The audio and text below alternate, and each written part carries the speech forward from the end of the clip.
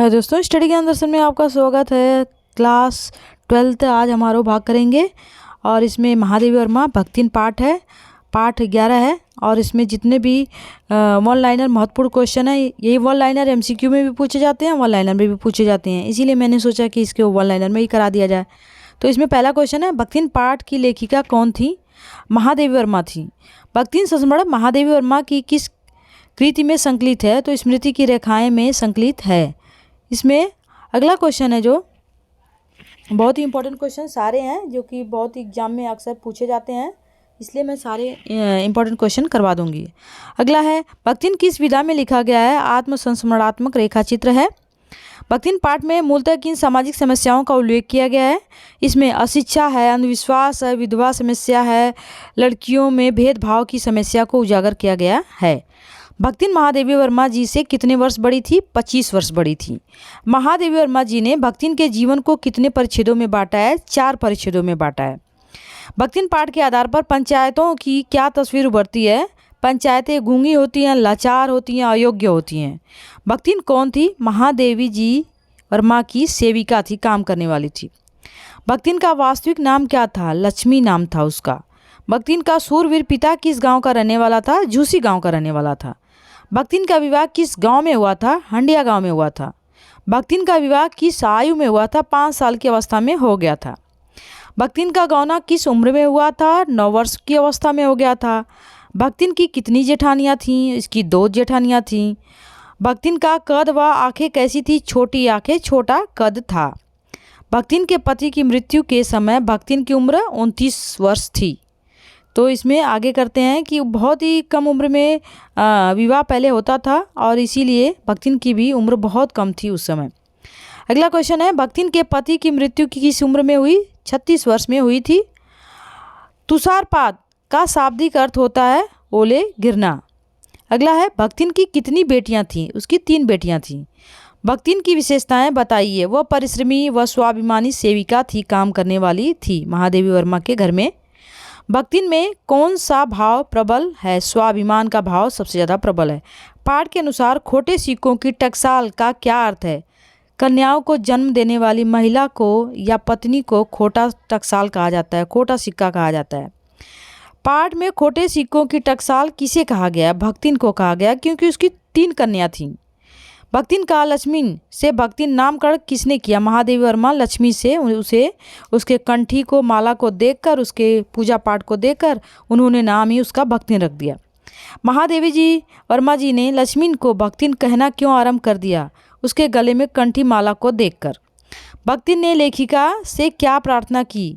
उसे उसके वास्तविक नाम लक्ष्मी से न बुलाने की बात कही थी। लक्ष्मी ने लेखिका से उसका असली नाम न प्रयोग करने की विनती क्यों की? क्योंकि वह अपने नाम के विपरीत बहुत गरीब थी, इसीलिए वह सोचती थी कि मुझे कोई लक्ष्मी न कह के बुलाए। वह अपना समृद्धि सूचक नाम किसी को बताना नहीं चाहती थी। यहाँ किस नाम को समृद्धि सूचक कहा गया है? लक्ष्मी नाम जो होता है वो धन का सूचक होता है, इसीलिए वह सोचती थी कि मेरा नाम लक्ष्मी है और पर मैं तो बहुत गरीब हूँ।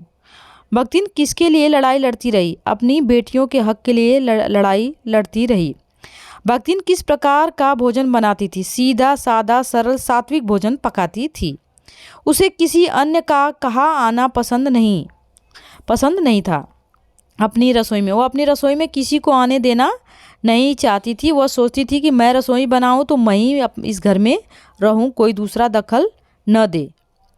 अगला है, भक्तिन किसके समान लेखिका के साथ लगी रहती थी? छाया के समान साथ साथ रहती थी। ससुराल में भक्तिन के साथ उसके पति का व्यवहार कैसा था? बहुत ही अच्छा था। भक्तिन घरवालों की अपेक्षा के बाद भी सौभाग्यशाली क्यों थी? क्योंकि उसका पति उसे कभी डांटता नहीं था, उसे अभद्र व्यवहार नहीं करता था। पति बहुत ही अच्छा था। भक्तिन अपने पति को क्या संबोधन कर याद करती थी? बुढ़ऊ कहती थी भक्तिन अपने पति को। अगला, वह बड़े बाप की बड़ी बात वाली बेटी को पहचानता था। यह कथन किसके लिए? भक्तिन के पति के लिए। जेठानियां भक्तिन के साथ कैसा व्यवहार करती थी? क्रूरता भरा व्यवहार करती थी। भक्तिन को दूसरा विवाह करने के लिए कौन उकसाता? जेठ जेठानी उकसाते थे ताकि इसका विवाह हो जाए और ये चली जाए, इसकी प्रॉपर्टी पूरी हमारी हो जाए। भक्तिन के ससुराल वालों ने उसके पति की मृत्यु के बाद उसे पुनर्विवाह करने के लिए क्यों कहा? ताकि भक्तिन का घर, जमीन, सब कुछ संपत्ति हड़प सके। हमारा समाज विधवाओं के साथ कैसा व्यवहार करता है? असम्मानपूर्ण व्यवहार करता है। इसमें आगे क्वेश्चन हम करेंगे। सारे क्वेश्चन बहुत ही इंपॉर्टेंट है, जो कि बार बार एग्जाम में पूछे जाते हैं। अगला है, 3 कमाऊ वीरों की विधात्री जन्म देने वाली माँ बनकर मचिया के ऊपर पुरखिन बुजुर्ग पर पूर्वज महिला बनकर कौन विराजमान रहती थी? भक्तिन की सास हमेशा चारपाई पे बैठकर विराजमान रहती थी। भक्तिन की जेठानियाँ आपस में बैठकर कैसी चर्चा करती? लोक चर्चा, लोगों के बारे में चर्चा करती रहती थी। भक्तिन के हरे भरे खेत, मोटी ताजी गाय भैंस, फलों के लदे पेड़ों को देखकर किसके मुंह में पानी आता था? जेठ जेठानियों के मुंह में पानी आता था। सास ने भक्तिन को उसके पिता की मृत्यु की खबर क्यों नहीं दी? रोने धोने के अब शकुन के बचने के लिए उसने उसके पिता की मृत्यु पर उसे उसकी सास ने भक्तिन की बताया ही नहीं। भक्तिन के आने के बाद महादेवी वर्मा अपने आप को क्या मानने लगी? देहाती मानने लगी। भक्तिन का परम कर्तव्य क्या था? हर प्रकार से लेखिका को खुश रखना भक्तिन का परम सेविका कर्तव्य था। सेवक धर्म में भक्तिन की तुलना किससे की गई है? हनुमान जी से की गई है। भक्तिन के संदर्भ में हनुमान जी का उल्लेख क्यों हुआ है? सेवा भाव के लिए। जिस प्रकार से राम जी का उन्होंने सेवा भाव किया था, उसी प्रकार से महादेवी वर्मा का भक्तिन ने सेवा भाव किया था। लेखिका को भक्तिन का क्या मानने लगी थी? अपनी संरचिका मानने लगी थी। और लेखिका का धीरे धीरे लगाव जो भक्तिन के साथ बहुत ज़्यादा हो गया था। भक्तिन लेखिका को बिना बताए घर में बिखरे हुए पैसों को उठाकर कहाँ रख देती थी? एक भंडार गृह का मटका था, उसी में रख देती थी। किस रहस्य के बारे में पूछे जाने पर वह शास्त्रार्थ की चुनौती डालती? इधर उधर पड़े पैसों को भंडार गृह की मटकी में रखने के संबंध में वह पूरा लेक्चर देती। भक्तिन के शास्त्रार्थ की चुनौती को स्वीकार करना किसके लिए भी संभव नहीं था? तर्क शिरोमणि के लिए संभव नहीं था। अगला है, भक्तिन को किस बात का दुख होता था? चित्रकला, कविता लिखने के दौरान लेखिका की किसी प्रकार की कोई सहायता न कर पाना। भक्तिन दुखी होती थी कि लेखिका कुछ लिख रही हैं, मैं उनका सहयोग नहीं कर सकती हूँ, मैं लिखने में उनकी मदद नहीं कर सकती हूँ। इस बात का उसे दुख होता था भक्तिन को। लेखिका के देर रात तक काम करके वक्त भक्तिन कहाँ बैठी रहती थी? जमीन में दरी बिछाकर। भक्तिन जो है लेखिका का हमेशा इंतजार करती रहती थी। लेखिका के देर रात तक काम करते वक्त भक्तिन उनके सामने बैठकर क्या करती थी? उन्हें क्रियात्मक सहयोग देती थी। कुछ चाहिए, चाय पानी तो देती थी। लेखिका का भक्तिन के साथ किस प्रकार का संबंध बन गया था? लेखिका ने भक्तिन को अपने परिवार का सदस्य मान लिया था। भक्तिन धीरे धीरे लेखिका को किस तरह लगने लगी? अपने एक अभिभावक की तरह लगने लगी। अजिया ससुर किसे कहते हैं? पति के दादा को कहते हैं। भक्तिन बिना पढ़े ही पढ़ने वालों की क्या बन गई थी? गुरु बन गई थी। भक्तिन लेखिका को कैसी चाय बनाकर देती थी? तुलसी की चाय बनाकर देती थी। भक्तिन लेखिका को दही का शरबत या तुलसी की चाय कब बना कर देती थी? जब वह बहुत ज़्यादा व्यस्त होती थी, तब तुलसी का या दही का शरबत बना के देती थी। किस बेटी के पति को भक्तिन ने घर दामाद बनाया? बड़ी बेटी के पति को। बड़े दामाद की मृत्यु के बाद जिठौत ने भक्तिन की बेटी से विवाह करने के लिए किसे बुलाया? अपने तीतर लड़ाने वाले साले को बुलाया। उसने सोचा कि विवाह कर दिया जाएगा तो मेरे साले का सारे प्रॉपर्टी हो जाएगी। लालच में उसने ऐसा किया ताकि पूरी प्रॉपर्टी हड़प लिया जाए।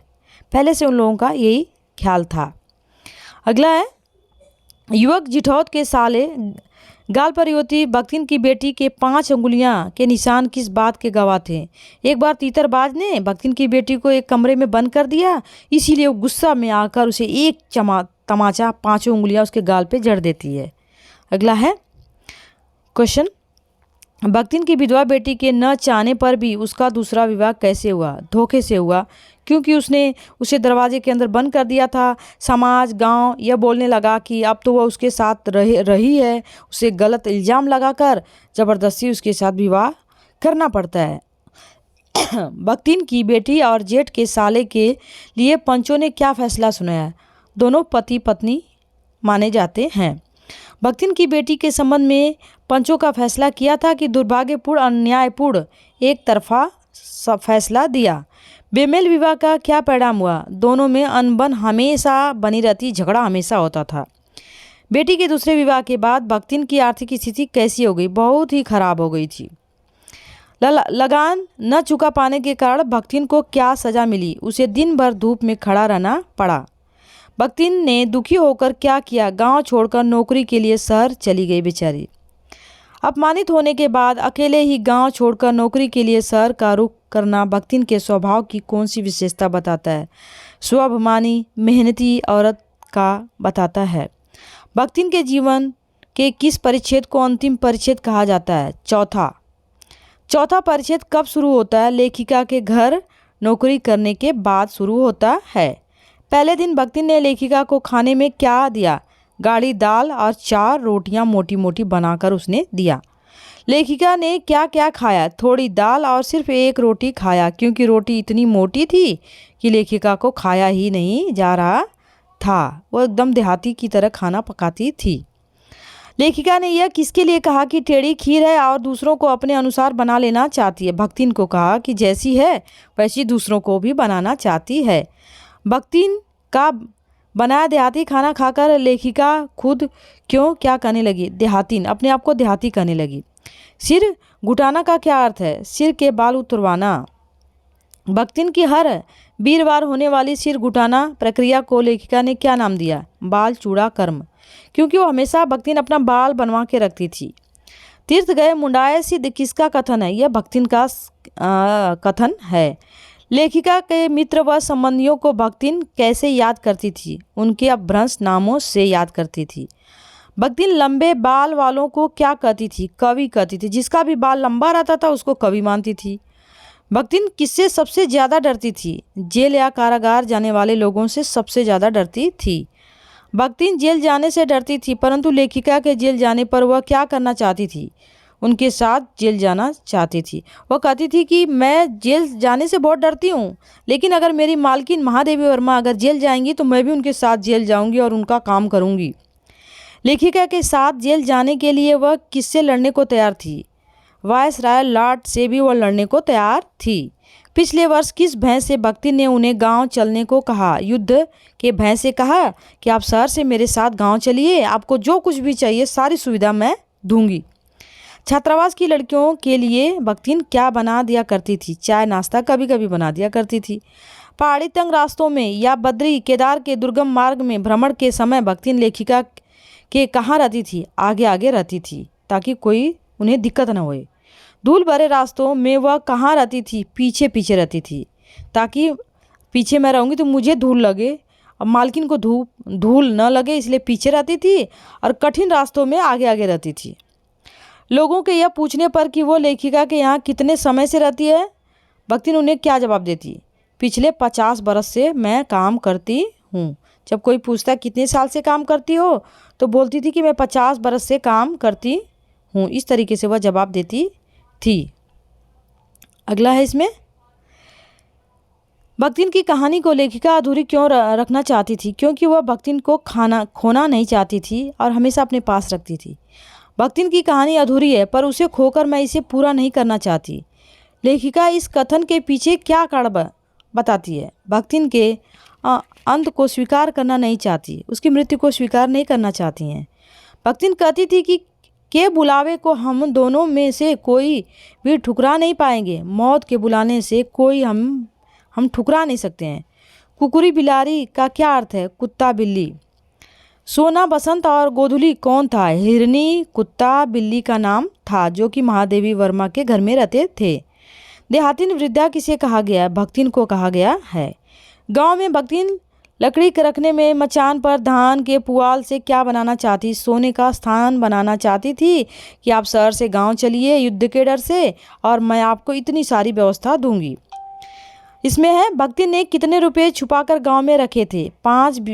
5 बीसी और 5 रुपया छुपा कर रखे थे, और उसने कहा था कि आप गांव चलेंगी तो मैं पैसे कुछ रखी हूँ और वही आपको मैं आपकी सेवा में वही पैसे लगा दूंगी, ऐसा कहती थी। इसमें है किसके बल पर भक्तिन अपने जीवन के संघर्ष को जीत गई? अपनी मेहनत और स्वाभिमान के बल पर वह अपने संघर्षों में वह जीत जाती है। इसमें है, अगला है क्वेश्चन, लेखिका के लिए आंगन में खिलने वाला गुलाब और आम सेवक क्यों नहीं थे? क्योंकि इनका अपना स्वतंत्र अस्तित्व होता है। आम और गुलाब की समानता किससे की गई है? अंधेरे और उजाले से की गई है। पर जैसे मेरे नाम की विशालता मेरे लिए दुर्लभ है, इस पंक्ति में मेरे शब्द किसके लिए प्रयोग हुआ है? लेखिका के लिए प्रयोग किया गया है। लेखिका महादेवी वर्मा जी से संबंधित प्रश्न है। महादेवी वर्मा का जन्म 1907 में हुआ था। इस जन्म कहाँ हुआ? फर्रुखाबाद में हुआ। इनका निधन 1987 में हुआ। निधन कहाँ हुआ? इलाहाबाद, प्रयाग में हुआ था। और उनकी किस रचना के लिए ज्ञानपीठ पुरस्कार मिला? यामा के लिए ज्ञानपीठ पुरस्कार मिलता है। महादेवी वर्मा जी कौन कौन से पुरस्कार मिले? ज्ञानपीठ पुरस्कार मिला, मंगला प्रसाद, पारितोषिक पुरस्कार, पद्म भूषण, पद्म विभूषण और बहुत सारे भारत भारती पुरस्कार, सारे पुरस्कार उन्हें मिले थे। महादेवी वर्मा जी को मरणोपरांत कौन सा पुरस्कार मिला? पद्म विभूषण मिला था। महादेवी वर्मा किस युग के 4 स्तंभों में से एक हैं? छायावाद युग में से एक हैं। तो इसमें जयशंकर प्रसाद निराला हैं और पंत हैं, महादेवी वर्मा हैं। किसे आधुनिक मीरा कहा जाता है? तो मीरा को आधुनिक मीरा महादेवी वर्मा को कहा जाता है। आधुनिक मीरा जो है महादेवी वर्मा को कहा जाता है। महादेवी वर्मा के प्रमुख काव्य संग्रह है रश्मि है, नीलंबरा, दीपशिखा, इनके बहुत ही प्रसिद्ध हैं। इस पाठ के पूरे प्रश्न इम्पॉर्टेंट करा दिए गए हैं, कुछ भी नहीं छूटा है। इसी में से एमसीक्यू पूछ सकता है, इसी में से वन लाइनर पूछ सकता है, तो इसी में से बहुत सारे क्वेश्चन, इसीलिए मैंने क्या किया, वन लाइनर क्वेश्चन समाप्त कर दिया। और बहुत ही इम्पॉर्टेंट है, बार बार क्वेश्चन पूछे जाते हैं, इसीलिए आप इसे अवश्य देखें।